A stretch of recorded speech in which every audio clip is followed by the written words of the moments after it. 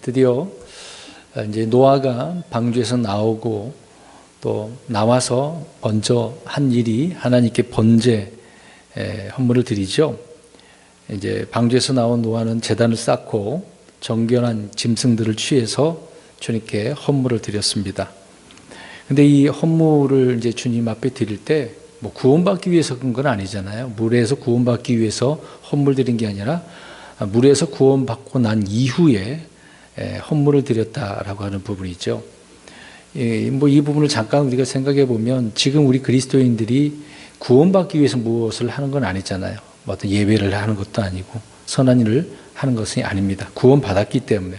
그래서 구원받은 후에 우리는 우리 자신의 몸을 살아있는 희생물로 하나님 앞에 영적 희생물로 드리는 거죠. 로마서 12장에 바울이 언급한 것처럼 우리는 이제 구원받은 이후에 이런 주님께서 해주신 일에 감사하고 기뻐서 우리가 영광을 돌리는 일을 우리 자신을 드리는 이런 섬김이 있어야 된다라고 하는 부분입니다. 아무튼 노아는 나와서 번제 헌물을 드렸다라고 하는 사실을 우리가 지난 시간에 살펴보았습니다. 근데 이 번제 헌물이라고 하는 것은 전부를 드리는 거잖아요. 일부분만 드린 건 아닙니다. 이것이 이제 주께 향기로운 냄새로 드려지는 것이다라고 성경은 말씀을 하고 있는 것입니다. 또 이제 드리는 사람의 입장에서는 드린 자를 대신 속죄하기 위한 것 아니겠습니까? 레위기서 1장 4절 이건 나중에 율법이 주어졌을 때 이제 부분이지만 이제 하나님 앞에 이런 헌물을 드린다라고 하는 그런 의미 속에서 보면 그는 번제 헌물에 머리에 안수할지니 그리하면 그를 위해 속죄가 이루어지도록 내가 그를 대신해서 그것을 받으리라 이렇게 말씀합니다. 그러니까 이제 드리는 자를 대신 속죄하기 위해서 이 번제 헌물을 드린다 그 얘기죠.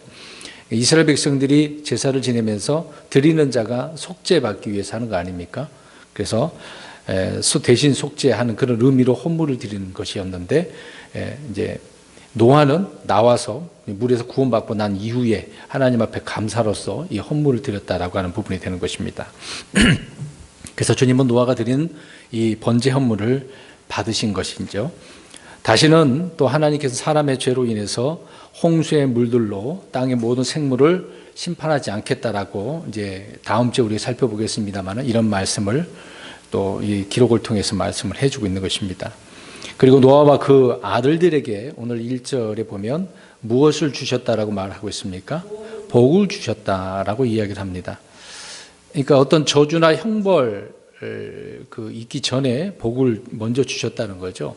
성경 내용을 좀 살펴보면 항상 하나님은 먼저 뭘 주시는 것을 보게 되어집니다.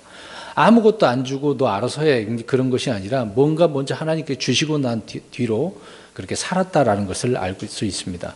그래서 하나님께서는 이렇게 복을 주셨다라고 할 때 그것을 누리고 번성하며 살았다는 것을 알 수가 있는 거죠.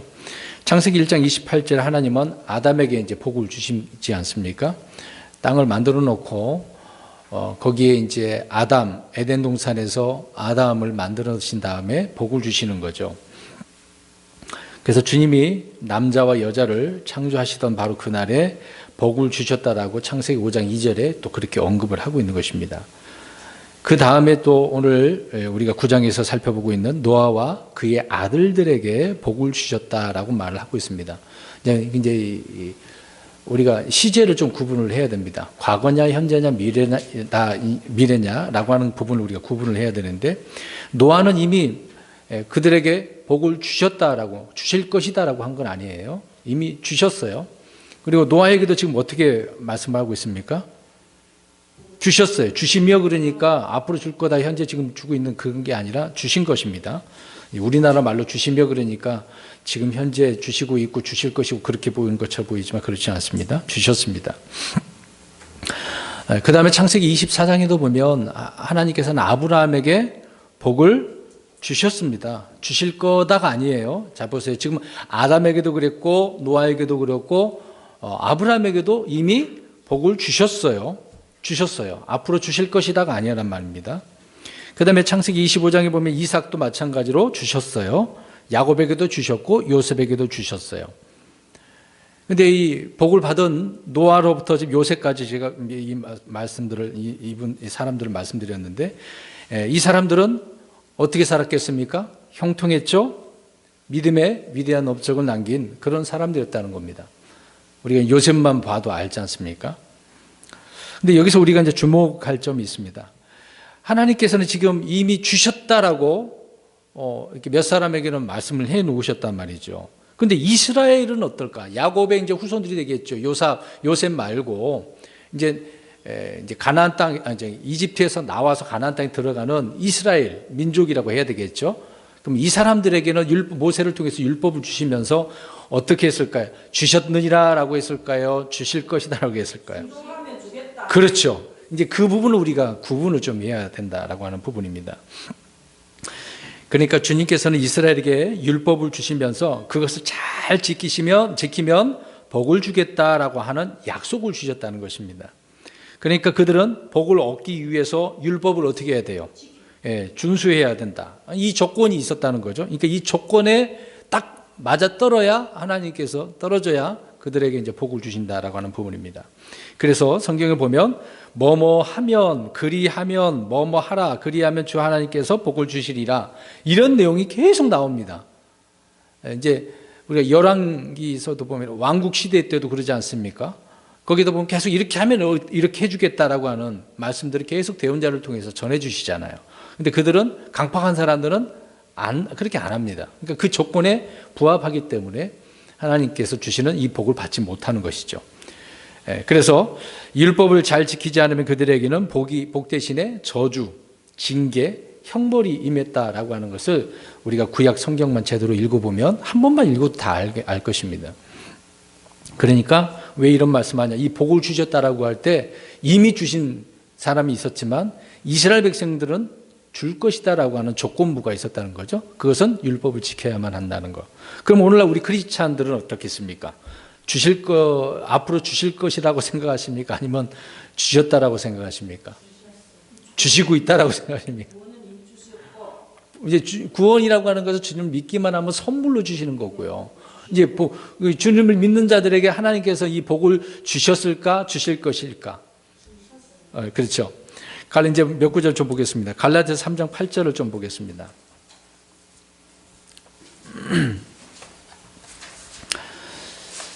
그래서 우리가 이스라엘 생각하면 주실 것이다라고 하는 조건부가 생겨요. 그러면은 율법을 지켜야 된다라고 하는 의미 속에서 보면 크리스찬들이 율법을 지켜야 됩니까? 아니잖아요. 그러니까 우리는 이스라엘에게 대한 거 대입해서 보면 안 된다 그 얘기입니다. 갈라디아서 3장 8절에 바울이 이제 아브라함을 언급하는데요. 읽겠습니다. 8절 9절 시작. 또 하나님께서 믿음을 통해 이교도를 의롭게 하려 하심을 성경 기록이 미리 보고 아브라함에게 미리 복음을 선포해 이르되 내 안에서 모든 민족들이 복을 받으리라 했으니 그런즉 이와 같이 믿음에 속한 자들은 믿음이 충만한 아브라함과 함께 복을 받느니라.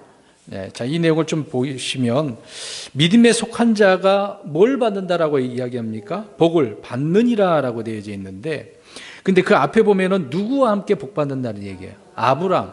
자, 하나님께서 아브라함에게 뭘 주셨어요? 복을 주셨어요. 이미 주신 거죠. 네. 과거 완료입니다. 그런 것처럼 우리 크리스찬들도 이스라엘의 방식이 아니라 지금 바울이 언급한 것처럼 누구와 함께? 아브라함과. 그러니까 아브라함과 같이 이 복을 받았다라고 이야기를 하고 있습니다. 하나님은 복을 주셨어요. 조건부 율법을 지켜야만 하는 그런 복이 아니라 그리스도 안에서 이미 복을 주셨다라고 이야기를 하고 있습니다. 그러니까 지금 미리 보고서 갈라디아서 3장 8절에 이야기를 하잖아요. 믿음에 속한 자들이 지금도 누군가 믿으면 이런 복이 주어지는 거죠. 그래서 에베소서 1장 3절입니다. 여러분 이 부분에 대해서 말씀드렸던 부분이기 때문에 이거를 구분을 하면 왜 지금 복달라는 의미를 기도하는 건 의미가 없어요. 사실상 보면은요. 에베소서 1장 3절 보겠습니다. 시작. 하나님 곧 우리 주 예수 그리스도의 아버지를 찬송하리로다. 그분께서 그리스도 안에서 하늘에 소소들에 있는 모든 영적인 복으로 우리에게 복을 주셨으니. 자, 주실 거예요? 주셨어요? 주셨어요. 근데 무슨 복이라고 그래요? 앞에 보니까. 영적인 복인데 이것은 어디에 있는 거래요? 하늘의 초소들에, 땅의 것 아니잖아요. 그러니까 오늘날 그리스도인들에게는 하늘의 초소들에 있는 영적인 복 이미 주셨어요. 그걸 주신 걸 누려야 된다고 예전에 이걸 설교한 적이 있었는데 이 주신 걸 누리며 살아야 되는데 뭐 받은지도 몰라요. 그러니까 못 누리는 거죠. 그러니까 계속해서 개신교 성도들이 구하는 것처럼 주세요, 주세요. 이 복 주세요, 저 복 주세요. 이미 주셨는데 왜 또 달라고 하냐고요. 이미 주셨는데 내가 몰라서 그러는 거죠. 성경을 안 읽고 깨닫지 못하니까. 이미 에베소 1장 3절은 주셨다라고 이야기를 하고 있는 것입니다. 아담과 노아와 아브라함에게 주신 것 같이 하나님은 주 예수 그리스도를 믿는 우리에게 복을 주셨다라고 말씀을 하고 있습니다. 그러니까 이미 예수 그리스도 안에서 우리는 복을 받은 것이죠. 그래서 우리는 주님께 복을 받았다라고 하는 이 사실, 이것만 알면 걱정 없습니다. 괜히 또 뭐 이걸 복 주세요 그렇게 이야기할 때 대부분 어떤 복입니까? 그렇죠. 이 땅에서 지금 잘 되는 복이잖아요. 뭐 건강해달라는 복도 있고 뭐 돈 달라는 대부분 물질입니다. 형편이 좀 나아지기를 바라는 것이고, 가난한 사람이 부자 되는 거고요. 부자는 더 부자 되게 해달라고 그러고, 욕심도 많아요. 또 하나님이 어떻게든 하면 줬어요. 그런데 더 달라고 그러잖아요. 처음에는 하나님 나 이것이면 충분합니다 그랬는데 욕심 또 생기지 않습니까? 한도 끝도 없죠. 우리는 영적인 복입니다. 이스라엘은 물질적인 거, 이 땅의 복이죠. 그것과 분명히 구분을 해야 돼요. 근데 이스라엘은 그걸 그렇게 받으려면 아까 말씀드린 것처럼 무엇을 지켜야 돼요? 율법을요. 이미 그거는 하나님께서 이렇게 말씀을 해놓은 부분입니다. 우리 그럼 한 절씩 또 이제 살펴봐야 되겠네요.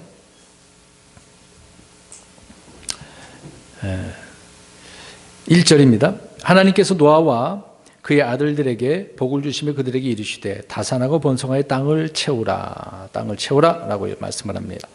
자, 하나님께서 노아와 그의 아들들에게 주셨어요. 물론 멸망한 땅을 채워야 돼요. 다시 채워야 돼요.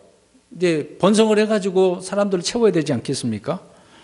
노아와 그의 아들들에게 그래서 이 복을 주심으로 이것이 이제 새롭게 시작을 하게 된 것 아니겠습니까? 그러니까 다산하고 번성하고 또 땅을 다시 채우라고 하는 주님의 명령은 주님이 주신 그 복을 주심으로 이것이 실제 실현 가능한 것이다라고 하는 것을 알 수가 있습니다. 그러니까 복을 안 주시면 돼요, 안 돼요? 안 되는 거죠. 이 복을 주셨으니까 가능하게 되어지는 것입니다. 그러니까 다산과 번성은 주님이 주신 복과 불가분하게 나눌 수가 없어요. 항상 다산 번성은 같이 간단 말입니다.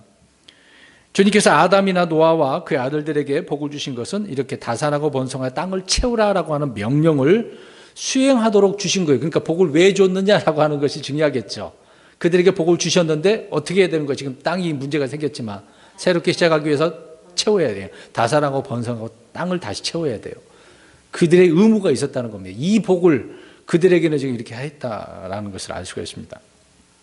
그러면 이것을 생각해 보면 우리 오늘날 크리스찬들에게는 영적인 복을 주셨는데 그것이 무엇이냐 이 말입니다. 영적인 복, 물론 여러 가지가 있겠습니다만은 몇 가지 말씀드리겠습니다. 우리 크리스찬들에게는, 그리스도인들은 성령님의 열매를 어떻게 해야 될까요? 네, 많이 맺혀야 돼요. 많이 맺혀야 돼요. 더 많이. 이제 그 열매를 보겠습니다. 물론 이제 성령님의 열매인데 빌립보서 1장 11절에 보면 의의 열매, 야고보서 3장 18절에도 말씀하고 있죠. 잠언서 10장 31절에 보면 이제 구령의 열매가 되겠습니다. 지금 말을 이렇게 만들어 놓은 건데요. 그 내용입니다. 히브리서 12장 11절에는 화평의 열매, 성령의 열매잖아요. 선한 행위의 열매가 이런 열매가 차야 되지 않겠습니까?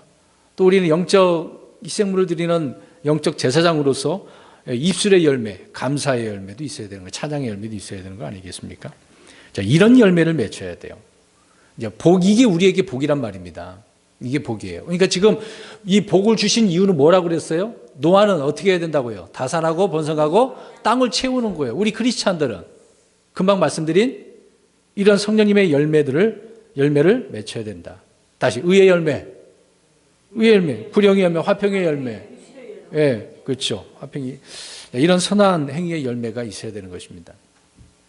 이런 명령을 받았는데 그럼 오늘날 그리스도인들이 이미 주셨다고 했는데 못 누리는 이유는 못 누리니까 이런 열매가 있겠습니까? 나올 수가 없는 거죠. 우리가 알면 이런 열매를 맺으려고 그 복을 누리면서 살면서 이렇게 열매를 맺히는 것 아니겠습니까? 그게 다산하고 번성이라는 거죠.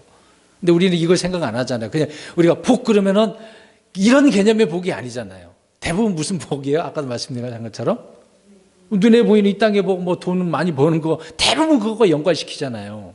근데 우리 영적인 복이라니까요. 이 성령님의 9가지는 뭐예요? 사실상 이거 한 가지지만 뭐예요? 사랑, 희랑, 기쁨, 화평, 온유, 절제, 이게 쭉 이어지지 않습니까? 이런 열매를 맺어야 되는 게 영적인 열매인데 이게 다산하고 번성하고 땅을 채우는 우리 크리스찬들에게 주어진 열매라는 거죠. 그래서 복을 받은 사람들에게 주어진 명령은 다산, 번영이다, 번성이다라고 하는 거죠.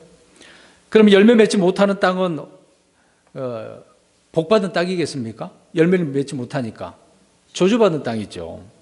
결코 복받은 땅이라고 할 수 없는 겁니다. 그러니까 이스라엘 백성들이 이렇게 된 거잖아요. 그러니까 열매가 없으니까 가나안 땅에서 하나님 어떻게 해버려요?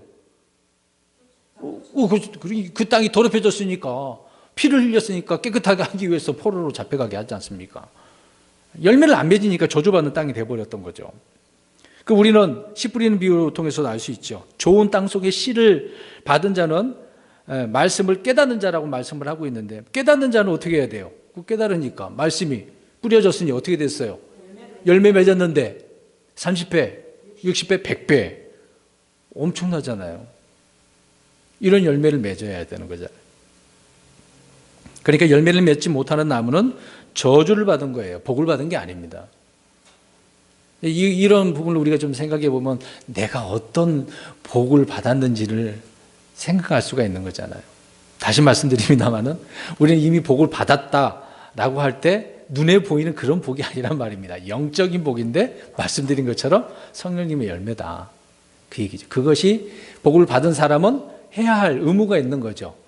다산하고 번성하고 땅을 채우는 것처럼 우리는 이런 열매를 더 많이 맺기를 위해서 해야 된다. 그러면 이거 다 내려놓고 이 땅에서 잘 살기 위해서 어떻게 해야 돼요? 부지런히 내가 일하면 되잖아요. 부지런히 일해서 벌어서 모아가지고 뭐 집도 사고 자동차 사고 아파트 사고 뭐 그렇게 하면 되는 거 아닙니까? 근데 그거를 놓고 하나님 주세요 주세요 대부분 그럴 거 아니에요. 지가 열심히 벌지도 않으면서 놀고 있으면서 하나님 주세요 그러면 그게 주냐고요. 그냥 지나가면서 저 큰 건물 하나님 내 것이 되게 해달라고 기도해갖고 받았다는 그런 다 거짓말이 어디 있습니까? 그런 사람 있잖아요. 그것이 내 거 됐다고. 그래서 그렇게 또 기도하라 그러고 말도 안 되는 거죠. 네, 뻥이죠. 쉽게 속된 말로 말해서.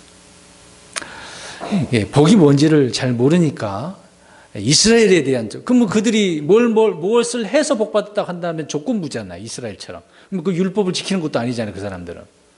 율법 잘 지키는 사람 있나요? 율법 어떻게 그 613가지를 다 지킵니까? 거짓말이죠, 다. 우리 누가복음 3장 9절 가서 보세요. 침례 요한이 선포를 합니다.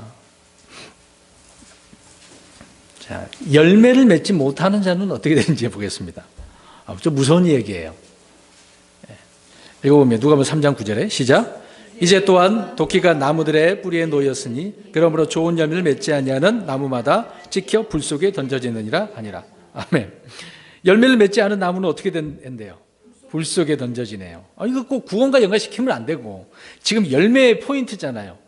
열매를 안 맺으면 안 된다 그 얘기를 하고 있는 거죠. 요한복음 15장 2절에도 예수님께서 말씀하고 있습니다. 포도나무 비유를 통해서 열매 맺지 못하는 가지는 어떻게 된다 그랬어요? 잘라진다 그랬잖아요. 그런데 가지치기를 잘해야 되는 거잖아요. 열매를 많이 맺기 위해서 안 맺히고 있는 그걸 어떻게 해야 돼? 그런 가지는 잘라야 더 많이 맺힌다고. 분명히 우리는 농부들은 더 잘 알아요. 근데 우리는 안 자르잖아요. 분명히 그렇게 잘려진다. 그래서 잘라서 어떻게 됩니까? 던져지게 되겠죠. 못 쓰는 거니까. 우리는 복을 받았기 때문에 풍성한 열매를 통해서 하나님께 영광을 돌릴 수 있는 겁니다. 그게 오늘날 우리 크리스찬들이 해야 될 의무인 것이죠. 근데 이미 복을 주셨는데 이런 열매를 통해서 하나님께 영광을 돌려야 되는데 나 자신을 하나님 앞에 드리지도 않으면서 열매도 없고 예배 시간에 나오면 뭐 하겠습니까? 그냥 시간만 채우려 안 가면 또 저주받을 것처럼 생각하고 그런 사람 굉장히 많습니다.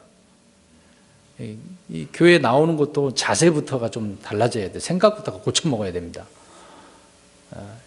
이 샤머니즘 뭐 그런 사상을 가지고 있는 사람들은요 힘들어요. 그러면 안 됩니다. 자, 아무튼 하나님께서 노아와 그의 아들들에게 복을 주셨어요. 그 이유는 다산하고 번성하고 땅을 다시 채워야 되는 의무가 있는 것입니다. 복을 받은 자는 이렇게 하라고 의무를 주님께서 주셨어요. 이 복을, 그래서 이런 일을 하라고 복을 주신 거죠. 그냥 복 주셨다고 하면 안 되는 겁니다. 이유도 없이 복을 왜 줬겠어요? 노아와 그의 아들들에게 이런 의무를 행하라고 주셨다라고 하는 부분입니다. 2절입니다. 땅의 모든 짐승과 공중의 모든 날짐승과 땅 위에서 움직이는 모든 것과 바다의 모든 물고기가 너희를 두려워하고 너희를 무서워하리니 내가 그것들을 너희 손에 넘겨주었노라. 이건 또 아담 생각해 보겠습니다.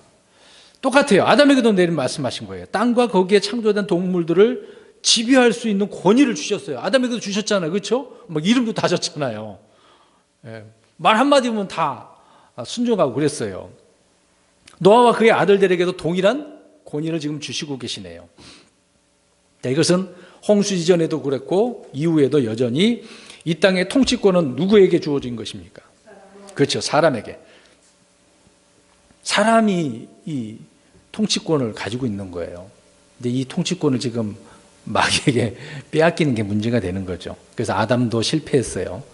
노아도 이제 나중에 또 실패합니다. 이스라엘 민족도 실패를 하고 오늘날 그리스도인들도 이 부분에 이제 실패하는 사람들 많이 있어요. 그러면 안 돼요. 사람이 만물의 영장으로 세우신 분이 하나님이기 때문에 그러지 않습니까? 그러니까 홍수 이전에는 사람이나 동물이 모두 뭘 먹었어요? 사람도 동물도 풀 먹었어요. 과실을 먹었어요. 동물들은 어땠을까요? 홍수 전에는 초식동물이니까 대부분 어땠어요? 초식했으니까 순해죠. 근데 육식 동물은 어떻습니까? 난폭하죠. 그걸 잡아먹으려면 사나워야 되니까. 그러니까 홍수 이후의 동물들은 홍수 이전과 달리 육식이 되어버렸어요. 지금 오늘 말씀 잘 보시면 됩니다. 그러니까 동물 중에 이제 육식이 되는 것들이 많고 그러다 보니까 이제 폭력적이고 우리가 이런 짐승을 다른 단어로 표현하면 야수라고 그러잖아요. 왜 야수라고 합니까? 사나워서. 사나워서. 그러니까 홍수 이후에는 동물들이 야수성이 더 이제 커지게 되었다는 것입니다. 그러니까 이제 사람들에게 위협이 되었던 부분이 있을 것이라고 하나님께 미리 이제 그걸 말씀해 주고 있는 거죠. 그래서 하나님은 동물들이 이제 누구를 두려워하도록 사람을 두려워하고 사람을 무서워하게 만들었어요. 그러니까 실제로 우리가 돌아다니다 보면 동물들은 사람 무서워해요? 안 무서워해요? 무서워해요. 근데 예외적인 그런 것들이 있겠죠. 그 이유는 좀 이따 잠깐 말씀드리고. 대홍수 이후에 이제 사람과 동물은 그래서 평안하게 이제 있지 못합니다. 그러니까 서로 간에 그런 관계가 파괴가 된 거죠. 홍수 이후에는. 그러니까 완전히 달라졌단 말입니다. 자, 홍수 이제 심판 이후로 이 땅의 동물들은 사람들을 두려워하는 것이죠. 반대로 사람들은 그런 동물들을 잡아서 길을 들이거나 잡아먹죠. 이제 음식 체계도 바뀌었습니다. 초식만 먹다가 이제 뭐도 먹어요? 육식도 먹게 되어졌습니다. 이게 좀 달라지는 거죠. 근데 어떻게 보면 동물들은 신체가 사람들보다 어떻습니까? 조그만 것도 있지만 큰 것도 있어요. 사람 감당 못해요. 그 덩치를 어떻게 감당합니까? 사람들이 그런 동물에 비해서 신체 조건이 약한데도 불구하고 동물들이 사람을 어떻게 해요? 무서워하고 두려워하잖아요. 그러니까 동물들을 통제할 수 있도록 하나님께서 노아와 그 가족들에게, 아들들에게 말씀을 해주셨던 것입니다. 말씀드린 것처럼 때로는 동물들이 사람들을 무서워하지 않고 공격하는 것이 있어요. 왜 그러냐면 궁지에 몰리거나 자꾸 동물을 때리면은 동물도 화가 나겠죠. 괴롭히니까. 그리고 바다에 상어가 있잖아요. 상어가 때로는 사람을 어떻게 합니까? 잡아먹죠. 공격하잖아요. 왜 그럴까요? 사람이 바다로 들어가서 그들을 방해하니까. 그래서 먹을 것이 없으니까 돌아다니다가 사람 있는 해변가로 나오는 거죠. 근데 바다에 있는 고기들을 사람들이 안 잡아가면 어떻게 해요? 괜찮죠. 근데 사람들이 다 잡아야 먹을 것이 없지 않습니까? 그런 조건이 좀 있습니다. 예외적인 경우가 아니면은 일반적으로 동물들은 다 사람들을 어떻게 해요? 무서워해요. 피할 수밖에 없습니다. 그 이유는 땅과 바다와 공중의 모든 동물이 다 사람들의 손에 넘겨졌기 때문이다라고 2절에 말씀합니다. 그래서 손에 넘겨주오너라 라고 말씀하고 있죠. 손에 넘겨줬다. 이 말씀은 사람이 그것들을 언제든지 사냥할 수도 있고 잡아서 길을 들을 수가 있다. 죽일 수도 있는 부분이 되겠죠. 그러니까 사람 손에, 너희 손에 넘겨줬다라고 말하고 있습니다. 그 다음에 3절입니다. 살아서 움직이는 모든 것은 너희에게 먹을 것이 될 것이요 푸른 채소와 같이 내가 모든 것을 너희에게 주었노라. 그러니까 홍수 이후에 이제 우리 저번에 말씀드린 것처럼 기후가 또 변하잖아요. 계절에도 문제가 생겼어요. 원래는 하나밖에 없었어요. 근데 지금 이스라엘 그쪽은 여름과 겨울. 근데 우리 한국은 기후 조건이 지금 4계절이 있죠. 식생활이 또 바뀌었습니다. 말씀드린 것처럼 초식이 아니라 육식을 겸하게 되었다. 자, 비교를 좀 해보겠습니다. 창세기 1장 29절 30절을 보세요.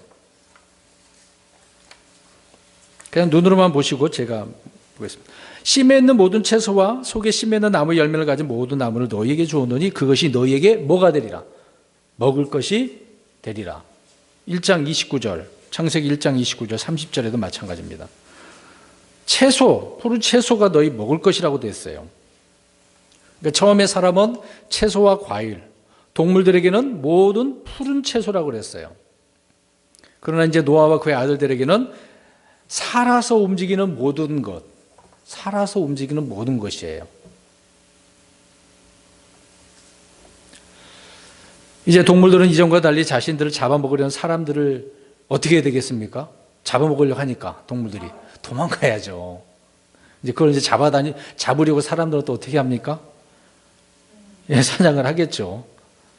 예, 서로 그냥 치열하게 이런 도망가고 쫓고 뭐 그런 관계가 되네요. 예, 이제 대홍수 후에 사람들은 들에서 나는 채소와 과일만으로는 이제 안 돼요. 이 영양실조가 걸릴 수가 있는 거죠. 식량 부족과 영양실조가 될 수밖에 없었던 거예요. 예, 농사 짓는 시를 다시 시작을 해야 되는 부분이니까 예, 자연스럽게 이제 자라기 위해서 그때까지 또 기다려야 되는 부분도 있겠지만, 근데 이런 것을 보면 오늘날 채식주의 지금 현재 이렇게 맞아요. 채식주의 하려고 그러면 언제로 돌아가야 되는 거예요? 에덴 동산으로 돌아가야 되는 거잖아요. 근데 지금은 하나님께서 체계를 바꿔놓은 거예요. 채식만 먹어서는 안 되고 뭐도 먹어야 된다고요. 육식도 먹어야 된다고. 고기도 많이 드셔야 됩니다. 저는 고기를 안 좋아하고 잘 안 먹지만 이런 거 보면은 많이 먹어야 되겠다는 생각이 듭니다. 하나님께서 그렇게 해 놓으셨기 때문에 그렇습니다. 이제 나중에는 좀 달라지겠죠. 천년왕국 때는요. 자, 이렇게 하나님은 살아서 움직이는 모든 것이라고 분명히 말씀을 하고 있습니다. 물론 이제 나중에 이스라엘에게 레위기를 통해서 음식 규례가 정해지는 거죠. 근데 그때는 그때 이제 따로 정결한 짐승, 부정한 짐승을 구분을 좀 해 놓은 바가 있습니다. 자, 우리 그리스도인들은 어떻습니까? 예전에 이것도 설교한 부분이 있었는데, 디모데 우리 4장 3절 가서 보겠습니다. 디모데전서 4장 3절 4절, 사도행전 10장 13절이 나오는데요. 이스라엘 백성들에게 주어지는 음식 규례, 우리는 어떻게 생각해야 될까요? 우리 크리스천들에게 주신 음식 규례는 노아와 동일하다고 보시면 되겠습니다. 디모데전서 4장 3절 4절 시작. 이들이 혼인을 금하고 음식물을 삼가라고 명령할 터이나 음식물은 하나님께서 창조하사 진리를 믿고 하는 자들이 감사함으로 받게 하셨느니라. 하나님의 모든 창조물은 선하고 감사함으로 받으면 거부할 것이 하나도 없나니. 예, 바울은 음식물을 어떻게 받아서 먹으면 돼요? 감사함으로 먹으면 돼요. 그러니까 우리가 감사기도 하는 거잖아요. 그래서 감사기도 하고 먹는 겁니다. 예, 감사하고 먹으면 돼요. 근데 이제 문제는 잡아서 먹으라라고 말씀하고 있는데 4절에 이제 문제가 생겼습니다. 그러나 너희는 고기를 그것의 생명과 함께 곧 그것의 어떻게 해요? 피와 함께 먹지 말라. 자, 고기 먹어도 된다고요. 감사함으로 뭐든지 다 먹으면 돼요. 문제는 피와 함께 먹는 거. 자, 이것은 율법 이전이나 율법 때나 율법 이후나 이건 동일합니다. 자, 방주에서 나온 사람들에게 주신 금지된 것은요, 피와 함께 먹지 말라고 이야기합니다. 아담에게 선악과를 먹지 못하도록 하신 것이 있죠. 아담은 뭘 먹으면 안 되었던 거죠? 선악과. 노아와 그의 아들들은 피와 함께 고기를 먹으면 안 돼요. 짐승을 잡았는데 그냥 잡아놓고 피가 있는데 그걸 먹으면 안 돼요. 피를 우리가 그래서 물에다가 담가놓고 빼잖아요. 근데 사실 보세요. 우리 고기를 구워 먹을 때 피가 있는 것을 이렇게 막 구워서 먹으면 어때요? 맛있어요? 맛없어요? 잘 모르나요? 피가 있어야 맛있다고 하더라고 사람들은요. 네, 그 피맛 때문에 사람들이 맛있다고 표현합니다. 근데 성경은 피와 함께 먹지 말라고. 이제 피를 빼야 되겠죠.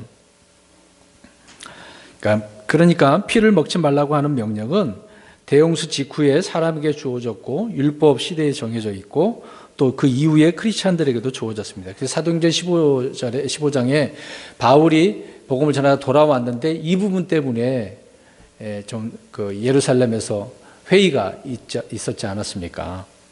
그래서 이제 야고보가 정의를 딱 답을 내려놓죠. 목매어 잡아 죽인 것과 피를 흘린 거 이런 거 피채 먹어서는 안 된다. 그때는 이제 신약교회가 한참 이제 세워질 때 그런 부분이 되겠죠. 사람의 음식 규례는 세대와 대상에 따라 변하지만 피를 먹지 말라고 하는 규례는 어느 시대나 동일해요. 왜 그럴까요? 그 피는 생명을 상징하기 때문에 그렇습니다. 생명이라고 말하고 있는 거죠. 그래서 고기를 먹되 피와 함께 먹지 말고 피만 따로 마시는 행위는 엄격하게 금지해 놨습니다. 그래서 성경은 그래서 이제 이교도 집단들을 보면은 좀 유럽 쪽입니다. 컬트 집단이 있어요. 컬트. 굉장히 아주 난폭한 사람들인데 짐승 잡아서 사람의 피도 먹는 사람들이 많아요. 좀 굉장히 위험하죠. 피채 먹어서는 안 되는 부분입니다. 5절입니다. 피 얘기는 뭐 예전에 다 했기 때문에 더 이상 하지는 않겠습니다. 9장 5절입니다. 내가 반드시 너희 생명에 너희 피를 요구하리니 모든 짐승의 손에서 그것을 요구할 것이요 사람의 손에서 곧 각 사람의 형제의 손에서 사람의 생명을 요구하리라. 자, 하나님께서 피를 흘리면 어떻게 하신대요? 죽이신다고. 그러니까 사형제도가 여기에 있는 것을 보게 되어집니다. 율법에도 나오는 부분이 되겠습니다만은 이미 율법 전에도 하나님은 피를 흘리면 어떻게 하신대요? 요구하신다. 이제 사형 집행을 통해서 요구할 수도 있고 어떤 방향을 통해서 죽일 수도 있겠죠. 사람이든 짐승이든 사람의 피를 흘리는 자들은 그에 대한 피의 대가를 그래서 반드시 지불해야 됩니다. 살인에 대한 형벌은 사형인 것이죠. 물론 이제 동물들도 사람을 죽이면 어떻게 하라고 그랬어요? 우리 예전에 공부했잖아요. 죽이라고 그랬습니다. 굉장히 좀 엄하게 하나님께서 말씀을 해놓으신 바가 있습니다. 그러니까 살인은 그것에 대한 형벌은 뭐다? 사형이다. 근데 오늘 사형제도를 어떻게 합니까? 자꾸 폐지를 하고 있습니다. 성경은 이 사형제도를 인정을 하고 있습니다. 근데 사형제도 하는 것은 굉장히 이거는 좀 원시 그런 나라들이라고 사람들이라고 표현을 하고 있죠. 그러나 사형제도를 이제 반대하면은 인권 선진국이라고 주장을 하고 있는 것이죠. 그래도 우리나라는 아직 사형제도가 있습니다. 다행이죠. 근데 이런 것들은 이런 살인해서는 안 된다라고 하는 것은 어디로부터 나오겠어요? 누구로부터 나오겠습니까? 사실상 마귀로부터 나오는 거거든요. 자, 왜요? 마귀는 원래 누군데요? 살인자인데 거짓말쟁이잖아요. 요한복음 8장 44절에 예수님께서 그는 살인자고 처음부터 이제 거짓말을 했고 살인자였다라고 말하고 있지 않습니까? 근데 이 살인은 살인자 마귀의 사역이기 때문에 그렇습니다. 근데 이것을 통해서 마귀는 자기가 살인자지가 이거를 감추기 위해서 사람들에게 어떻게 하는 거예요? 죽이지 말라고 사형제도를 없애버리는 거죠. 그러니까 자신의 사역자들을 통해서 옹호하고 보호하려고 하는 것입니다. 그러니까 오늘날 사형제도를 없애고 있는 거죠, 마귀가요. 근데 자기가 살인자면서도 참 못됐죠. 이제 그런 마귀에게 속아 넘어가는 사람들이 많이 있습니다. 주님은 사형에 해당하는 죄를 분명하게 정해 두셨는데 이것은 율법 이전에 이미 사람의 본성 속에 심어 주셨던 거죠. 양심도 이미 그걸 다 알고 있는 것입니다. 로마서 1장 32절에 그들이 이런 일들을 행하는 자들은 죽어야 마땅하다는 하나님의 심판을 알고도 같은 일들을 행할 뿐만 아니라 그런 일들을 행한 자들을 기뻐하느니라, 이렇게 말씀하고 있네요. 죽어야 마땅하다는 하나님의 심판을 알고도 같은 일을 하고 있네요. 기뻐하고 있네요. 사형제는 구약의 율법이기 때문에 신약에서는 어떤 죄인도 죽여서는 안 된다라고 하는 그런 사람들이 많아요. 그리스도인들도 그런 사람도 있죠. 그러나 성경은 그렇지 않습니다. 우리 성경 구절 한번 보겠습니다. 사도행전 25장 11절 보십시오. 바울이 뭐라고 하는지 보겠습니다. 25장 11절.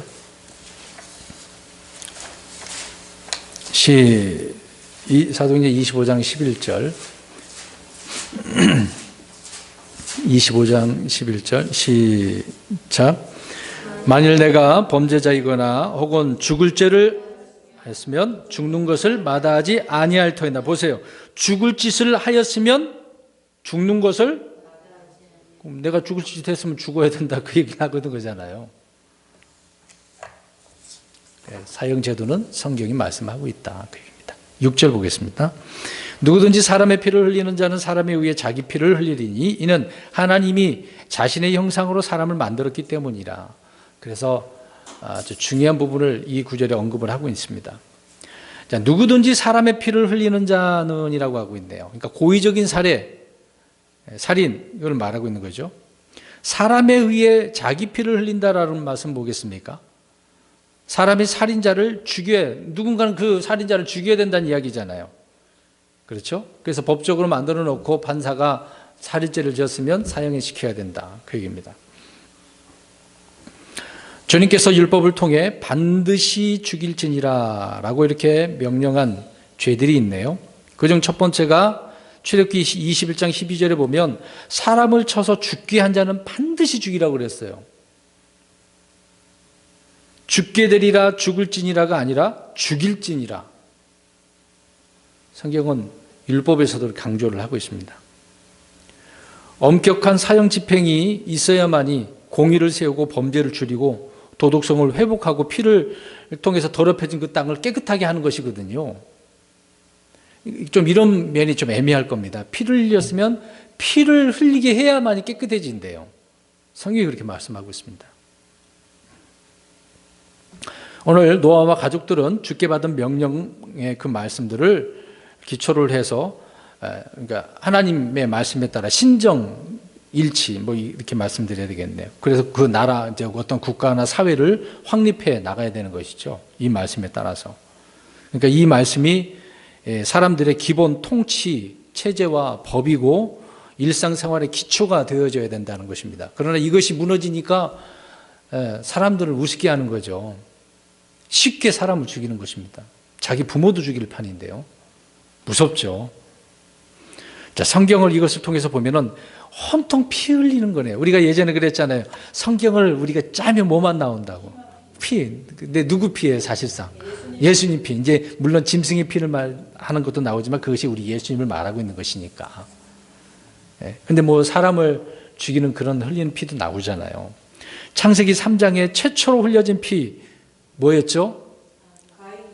그건 아니고 그 전에 에덴 동산에서 있었잖아요. 기억 안 납니까? 그들이 아담과 이브가 죄를 지었으니까 하나님께 무엇을 해입히죠? 그냥 어디서 짠하고 가죽옷이 만들어져서 나왔나? 예, 그렇죠. 우리가 이제 뭐 성경으로 보면 그것이 하나님 어린 양이라고 이제 보게 되는 것이지만, 최초 흘려진 그 피는 가죽옷을 흘리게 하는 어린 양의 피였다. 이미 에덴 동산에도 하나님께서 피를 언급하신 거죠. 단어는 나오지는 않지만. 그 다음에 말씀한 것처럼 창세기 4장에 누구예요? 아벨을 죽인 가인이 죽여서 아벨의 피, 우리가 알 수가 있죠. 그 다음에 요한복음 10장에 우리 예수님께서 어린 양이시면서 동시에 선한 목자로서 피를 흘리시는 내용이 나오는 것입니다. 또 사도행전 20장에 보면은 우리 그리스도인들은 예수님의 흘린 피를 통해서 화평을 얻고 의롭고 또 씻음을 받고 구속받게 되었죠. 또 정결하게 되었고 구원을 받게 되었습니다. 그러니까 갈보리에서 흘린 예수 그리스도의 그 피가 얼마나 중요합니까? 이거는 하나님의 피라고 말씀하고 있잖아요. 사람의 피가 아니에요. 예수님의 피는 우리 사람들이 가지고 있는 혈액형 그런 피가 아니란 말입니다. 왜 그런지 아세요? 요셉의 피를 씨가 들어가서 예수님이 잉태되었나요? 아니에요. 성령님을 통해서 잉태된 거예요. 사람의 그 씨가 들어가야만이 여자 그 난자에서 결합할 때 피가 형성되는 거 아닙니까? 근데 그러지 않았단 말입니다. 그래서 하나님의 피라고 성경은 말하고 있는 거죠.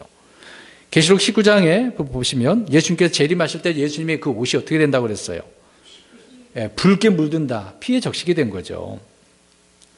그리고 히브리서 9장에 보면 구약과 신약은 모두 피로 체결된 언약이라고 나옵니다. 우리도 그래서 누구의 피에 우리는? 예수님의 피잖아요. 이스라엘 백성들은 짐승의 피여야 되겠죠. 어린 양의 피.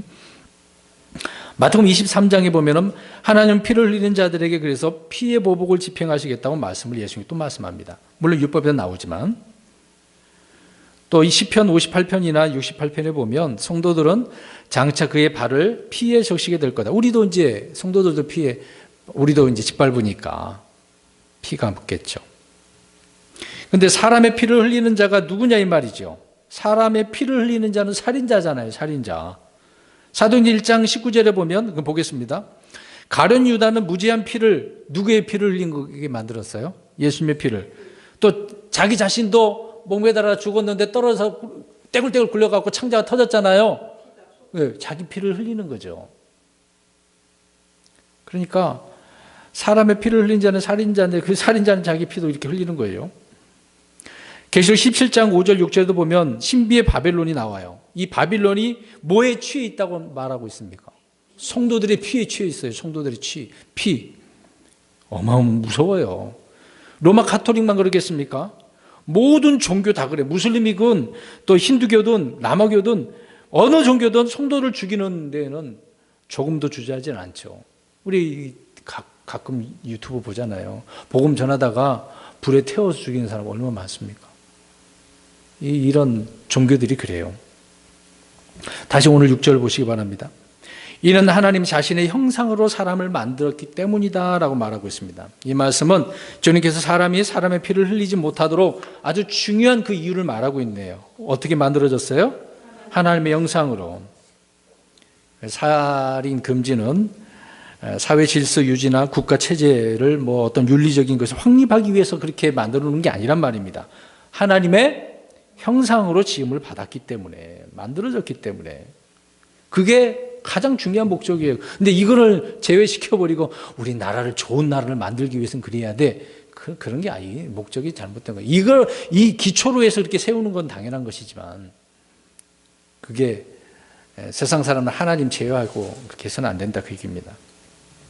주님께서 사람의 피를 흘리지 못하도록 한 이유는 하나님께서 자신의 형상으로 만들었기 때문에 아주 중요한 사실이죠.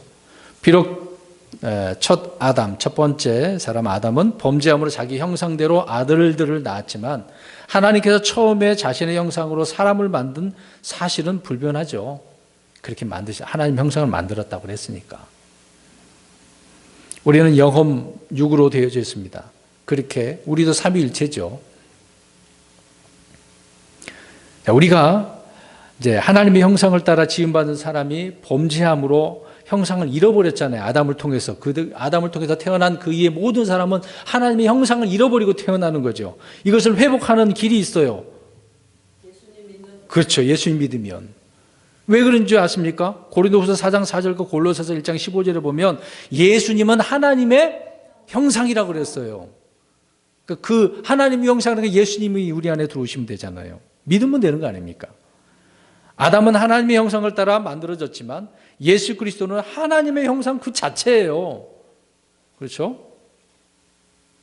우리는 모두 하나님의 아들들의 그 형상과 같은 모습이 되도록 그래서 예정되어 있어요. 나중에 우리가 부활하거나 휴거될 때 우리 주님과 같은 예수님과 같은 모습으로 변하게 되어지는 것이죠. 자, 우리 로마서 8장 29절 보겠습니다. 금방 말씀드린 구절입니다. 로마서 8장 29절. 로마서 8장 29절. 근데 우리는 이미 이제 예수님을 믿었으니까, 구원받았으니까 이 형상을 가지고 있는 거죠. 8장 29절 시작. 그분께서는 자신이 미리 아신 자들을 또한 예정하사 자신의 아들의 형상과 같은 모습이 되게 하셨나니 이것은 그분이 많은 형제들 가운데서 처음 난 자가 되게 하려 하십니다. 예정을 해놨어요. 믿기만 하면 이렇게 된다고. 그래서 하나님의 아들의 형상과 같은 모습이 되게 했다. 예수님과 같이 된다고요, 우리도요. 고린도 전서 15장 49절을 보겠습니다. 우리는 그래서 예수 그리스도와 같은 형상을 지니게 되는 거죠. 고린도 전서 15장 49절 여기도 말하고 있습니다. 시작. 우리가 땅에 속한 그 사람의 형상을 지닌 것 같이 또한 하늘에 속하신 그분의 형상을 지니게 되리라. 아멘. 네. 땅에 있는 속한 사람의 형상도 있고 하늘에 속한 그분의 형상도 우리가 있어요. 부활하신 예수 그리스도의 모습이 바로 우리가 장차 입게 될 그런 형상이 되겠죠. 그때 얼마나 아름답겠습니까? 영광스러운 그 모습인 거죠. 마지막 7절입니다. 너희는 다산하고 번성하며 땅에서 풍성히 내고 그 안에서 번성을 하시니라. 앞에 우리 1절에서 말씀을 드렸지 않습니까? 주님이 주신 복으로 말미암아 사람은 전쟁이나 질병, 기근, 각종 재해 등이 있잖아요. 그것에도 불구하고 멸종되거나 쇠약해지지 않는다라는 것을 알 수가 있습니다. 그래서 오늘 노아와 그의 아들들은 주님이 주신 그 복을 주신 대로 말씀하신 대로 다상하고 번성하며 땅에서 풍성히 내고 또 그러기 때문에 그 안에서 번성하지 않았습니까? 자, 보세요. 방주에서 나온 사람 몇 명이었어요? 8명. 근데 순식간에 그 인구는 어떻게 됩니까? 그렇죠. 엄청나게 늘어났습니다. 그래 또 늘어나니까 우리가 알다시피 바벨 탑을 쌓아서 이제 하나님께 또 하나님을 대적하려고 한 것이죠. 다산하고 번성한 그 의무를 그들은 다 한 것이죠. 이제 마지막으로 이제 아담과 노아를 좀 비교해서 좀 유사한 점이 있기 때문에 우리가 좀 말씀을 간략하게 말씀드리고 결론을 맺으려고 합니다. 자, 아담과 노아는 둘 다 땅을 어떻게 했습니까? 소유하도록 통치권을 받게 됐잖아요. 독점을 한 거예요. 독점. 대단한 겁니다. 아담에도 그랬고 노아도 그렇고요. 자, 둘 다 물에서 나온 땅을 얻었어요. 자, 아담은 물에서 나왔다라고 하는 것은 저 사탄의 루시퍼에 의해서 전 우주가 이제 물에 문제가 생겼던 거잖아요. 근데 노아는 지구의 물이었던 것이니까. 그 다음에 땅을 얻은 거죠. 자, 이것은 유사한 것입니다. 그 다음에 둘 다 하나님으로부터 복을 받았어요. 또 명령도 받았어요. 복은 뭐예요? 네, 그렇죠. 그거를 그들이 명령을 받은 것이죠. 그렇게 하라고. 자, 그들이 지구를 또 둘 다 지구를 다스리도록 왕으로 통치권을 이제 받은 것이죠. 앞에서 말씀드린 것처럼. 자, 이제 그들의 자녀들의 이름을 보면 아담은 몇 명이에요? 자녀가? 가인과 아벨 그 셋 했잖아요. 3명이네요. 노아도 야벳, 셈, 함이 되겠죠. 순서대로 보면은 3명입니다. 그래서 그 사람 다 이름도 기록을 하고 있는 거죠. 유사점은 지금 말씀드리는 겁니다. 그런데 이제 문제가 생겨요. 그 아들, 세 아들들이 있는데 아들들 가운데서 적그리스도를 예표하는 아들들이 있어요.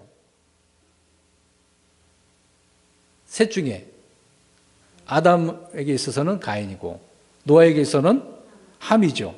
왜 그러면 그 함 족속이 그렇습니까? 또 예수 그리스도를 예표하는 아들이 또 반대로 또 있네요. 적그리스도를 예표하는 자도 있지만 예수 그리스도를 예표하는 거예요. 아벨과 피를 흘렸으니까. 그 다음에 셈이잖아요. 셈. 또 하나는 주님께 저주받은 자녀가 있네요.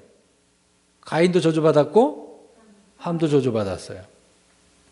그 다음에 이들이 이제 노아와 아담과 노아가 죄를 지을 때 그들은 옷을 다 어떻게 버렸을까요? 벌거벗고 있었잖아요. 그렇지 않나요? 둘 다 벌거벗고 있었잖아요. 그래서 이제 그 부끄러워갖고 아담은 어떻게 했습니까? 뭐가 입으로 가렸잖아요. 이제 노아는 죄를 지을 때 이제 옷을 벗었을 때 어떤 이유로 벗었나요? 그렇죠. 포도주를 먹었지 않습니까? 그러니까 금지된 것을 먹은 거죠. 아담은 뭘 먹었어요? 금지된 거? 선악과. 근데 노아는 물론 금지했다는 표현은 안 나오지만 포도주를 먹은 거죠. 문제가 생긴 겁니다. 뭔가 먹었기 때문에.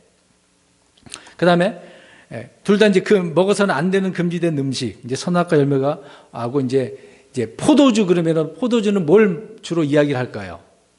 색깔 보면은 이해를 할 겁니다. 붉은색인데 그걸 뭘 이야기하는 거예요? 피를 이야기하는 거잖아요. 근데 예수님의 그 포도주 그걸 하면서 내 상속 언약의 피라고 말씀하셨잖아요. 새 상속의 언약의 피라고. 네. 그 다음에 마지막으로 둘 다 노아와 아담은 하나님께 복을 받았고 다산하고 번성하고 땅을 채우라는 명령을 받았습니다. 그래서 결론적으로 아담과 노아는 이렇게 다가올 또 뭐 천년 왕국에서도 이 땅의 왕이 되시는 예수 그리스도를 예표하고 있는 그런 사람이기도 합니다. 오늘 하나님께서 노아에게 복을 주셨네요. 그 부분만 우리가 보겠습니다. 다시 한번 요약을 해서 복을 그냥 준 게 아니죠. 이유가 있는 거죠. 그 복을 어떻게 하라고?